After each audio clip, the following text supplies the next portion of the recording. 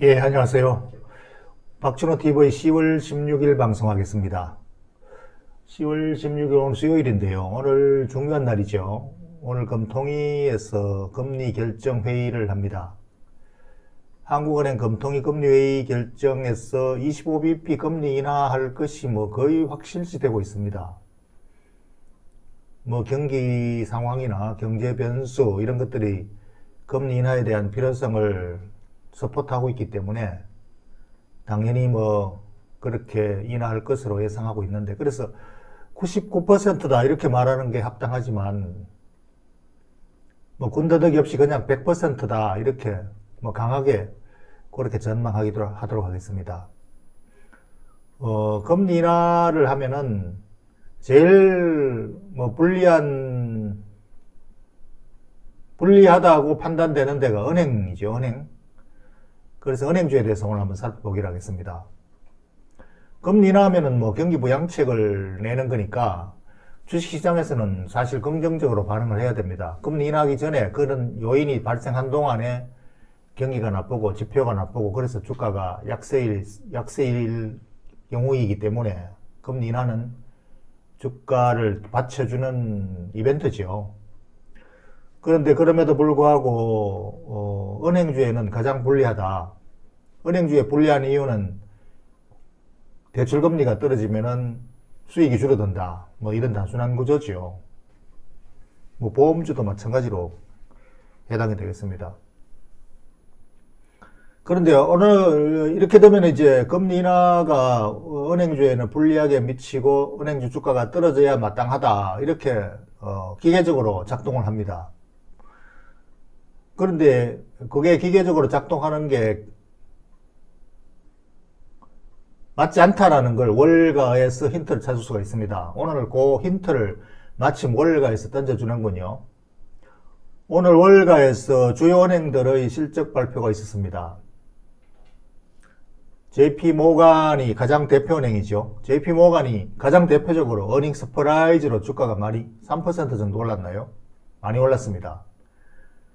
그래서 미국이 지금 금리 인하의 기조를 계속 선두로 지금 끌고 가고 있죠. 그러니까 금리 인하에 대한 현실적인 그 지표 차트가 여기 보여주는, 여기 제가 띄워놨죠. 10년물 국채 수익률인데 이게 시장 금리의 대표치라고 할 수 있습니다. 이게 지속적으로 떨어지고 있는 게 바로 금리 하락 기조고, 이 장기적인 금리 하락 기조, 이거는 어제 오늘이 아니라 83년 이후로 끝없이 금리가 떨어지고 있는 트렌드라 이렇게 이제 볼 수 있죠. 그래서 이러한 기조 속에 있기 때문에 은행주는 지속적으로 수익이 악화되고 주가도 떨어져야 마땅하다. 이게 기계적인 해석입니다. 그런데 불구하고 JP모간이 오늘 어닝 서프라이즈로 주가가 많이 올랐습니다. 근데 이게 일시적인 요인으로, 이러한 악조건 하에서도 일시적인 요인으로 주가가 올랐는 게 아니라 JP모간 주가 차트를 보면은 JP모간 은행의 주가 차트를 볼까요? 이게 금융섹터. 이게 원래 연초 이후에 120달러로 올랐는데 100달러에서 120달러로 20% 올랐죠. 그래서 JP모간의 은행 주가를 보면은 금리 하락이 은행 주가 하락과 동조화되지 않는다는 걸 알 수가 있죠. 그러니까 그게 잘못이라는 일반적인 우리가 공식으로 알고 있는 게 틀렸다는 것을 보여주고 있죠. 현재 JP모간, 만약에 미국 은행주 산다면은 JP모간이 제일 우리가 볼 때 제일 적합합니다. 배당 수익률이 3%, PR이 11.8%, 11.8배, 12배. PR이 12배라는 거는 이 배당 수익률 3%보다 실질 투자 수익률은 이게 PR 12를 12분의 1로 하면은 이게 한 8% 됩니다. 실질 투자 수익률은. 그러니까 이익 여기 EPS가 10달러 나오죠. 10달러 중에 배당을 3.6달러 주고 나머지 6.4달러는 내부 유보한다는 거죠. 나중에 돌려주려고.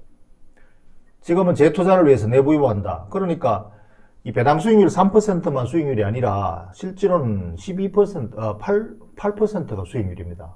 PR 12배. 나중에 찾으려고 회사에 유보해 놓는 거죠. 그래서 기업이 성장하는 겁니다. 그 돈을 가지고. 그래서 JP모건은 올해 내내 금리가 떨어졌지만 주가는 올해 내내 올랐잖아요. 우리 오늘 한국은행 금리 인하처럼 금리 인하 시나리오가 발생했을 때 그때 이제 기계적인 그 잘못된 개념 때문에 주가가 떨어져요. 그런데 다시 지나고 나면 다시 올라가고. 그러니까 우리가 상식적으로 알고 있는, 잘못 알고 있는 금리 인하와 주가 하락은 금리 인하 이꼴 은행 수익 하락 이꼴 주가 하락이라는 공식은 틀렸다는 걸 보여주는 거죠. 그러니까 JP모건 체이스 은행이 가장 그것을 설명해주는 힌트를 주는 대표회사다. 이렇게 보면 됩니다. 그래서 금리 인하 기조가 이제 고착화되고 장기적으로 앞으로도 계속 더 떨어지고 마이너스 금리까지로 떨어지고 이렇게 되면서 이제 은행 산업은 사양 산업이다. 그 단순히 금리가 떨어진다고 은행 주식은 사양 산업이다라고 이렇게 잘못 알고 있습니다.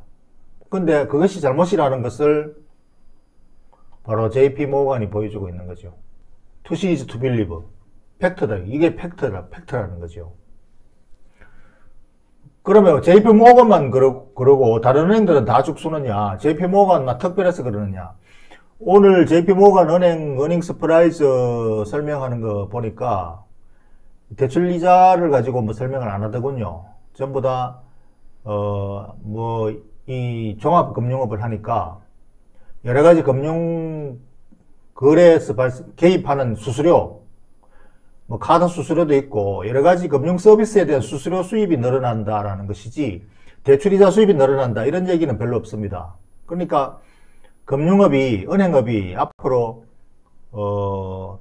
수수료 수입, 금융 수수료 수입 여러 가지 거래 딜에 관련돼서 개입을 해서 자문료도 있고 뭐 또 그 개입을 하면서 자금이 필요해서 자금을 투입하는 그런 수수료도 있고 이런 것들이 종합적으로 발생하기 때문에 단순히 과거처럼 뭐 은행 대출 이자가 떨어진다, 그 때문에 은행 수입이 줄어든다 이렇게만 해석하면 매우 그 일부만 가지고 해석하는 게 되고 매우 제한적이라는 거죠.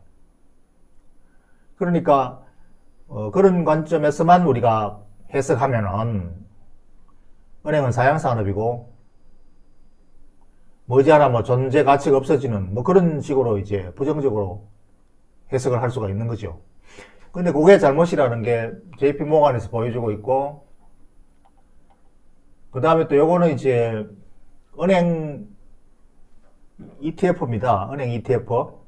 주요 은행들을 다 묶어서 이제 거래시킨 ETF인데, 이것도 JP모건만큼은 안 되지만, 이것도 종합 팝패스 본 주가 상승률도 원래 한 17% 되죠. 이 위에 연두색 요게 S&P 500 평균입니다. S&P 500이 원래 18% 올랐는데 은행주가 종합적으로 합해놓은 은행주가 17% 올랐어요. 그러면은 S&P 500 평균보다는 조금 못하지만 거의 뭐 비슷하게 따라갔다 볼 수 있죠. 만약에 사양산업이라면은 이것보다 훨씬 더 괴리가 컸을 것이고 오히려 마이너스가 되어 또 마땅할지도 모르고 뭐 이런 것들로 볼 때 금리 하락하고 금리 인하하고 금리 하락하고 은행 주가하고는 별 상관이 없다라는 걸 보여주고 있죠. 그래서 은행주 전체로는 배당 수익률이 한 2% 되는데 미국에서 JP모건은 3% 월등하죠. 그리고 뭐 여러 가지 실적들이 월등하고 지표들이 월등합니다. 그러면은 뭐 국내에서 미국 은행주 좋아하는 사람이라면 JP모건 은행을 뭐 사면 되겠군요. 그런데 이제 한국의 은행주들은 주가가 형편없이 떨어져 있죠. 아까 이게 지금 한국 코스피 지수하고 미국의 S&P 500 지수하고 겹쳐놓은 건데, 최근 5년간 겹쳐놓은 건데, 2018년 이후에 크게 갭이 벌어졌습니다. 뭐 여기에 여러 가지 요인들, 뭐 우리가 익히 알고 있는, 상식적으로 알고 있는 요인들이 겹쳐 있는데, 어쨌든 이 갭이 은행주에 대해서도 마찬가지로 이런 갭이 벌어져 있다. 이 S&P 500이 이만큼 가 있듯이 미국 은행도 이만큼 가 있죠. 그런데 우리 한국의 지수가 이만큼 가 있듯이 우리 은행주도 이만큼 떨어져 있습니다. 그러면은 이것이 갭이 메워질 것인가 아니면은 갭이 더 커질 것인가, 그거는 이제 결과가 뭐 지나봐야 아는 거죠. 미래는 알 수 없는 거니까.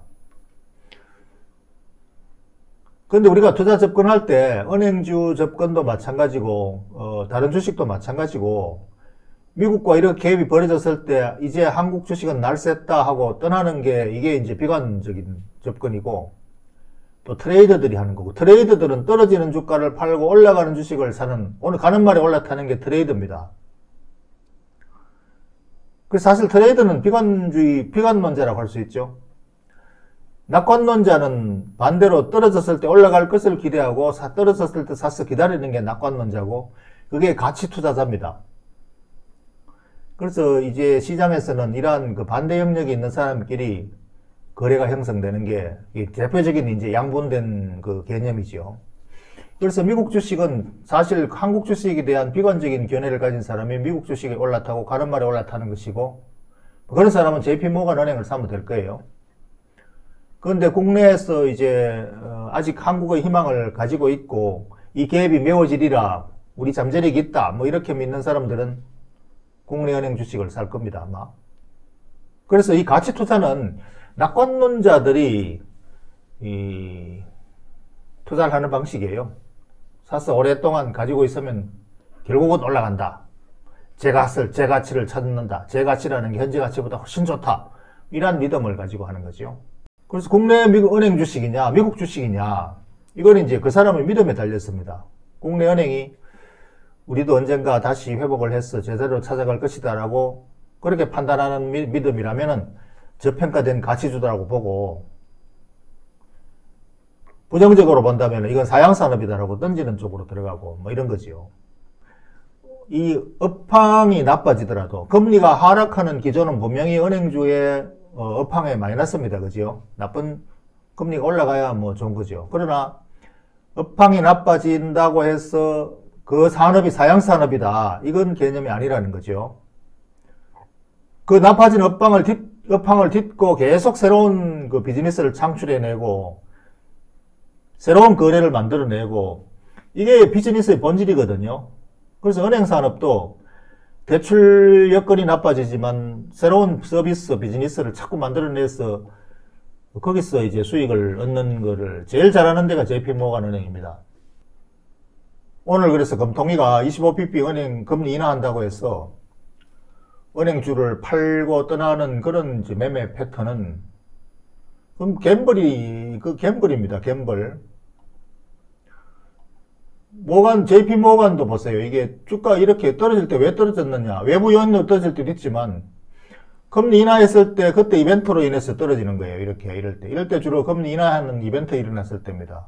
그래서 트레이딩은 그때의 시장의 파는 사람과 사는 사람의 갬블의 결과일 뿐이고, 업황이나 뭐 기업의 가치나 전망하고는 아무 상관없는 행위라는 것을 갖다가 오늘 이 미국의 어닝 실적 발표를 통해서도 또 참고를 할 수가 있습니다.